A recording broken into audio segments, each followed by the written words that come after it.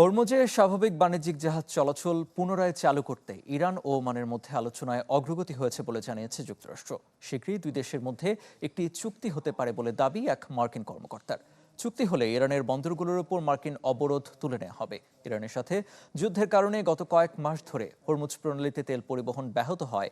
বিশ্ববাজারে জ্বালানি তেলের দাম ও মূল্যস্ফীতি বেড়েছে। বিশ্বের মোট তেল ব্যবহারের প্রায় 1/5 এই জলপথ দিয়ে পরিবহন হয়। এদিকে হরমুজ প্রণালীতে 15টি জাহাজ হামলার শিকার হয়েছে বলে জানিয়েছে আবুধাবি ন্যাশনাল অয়েল কোম্পানি। এসব ঘটনায় একজন ক্রু নিহত এবং 20 জন আহত হয়েছেন।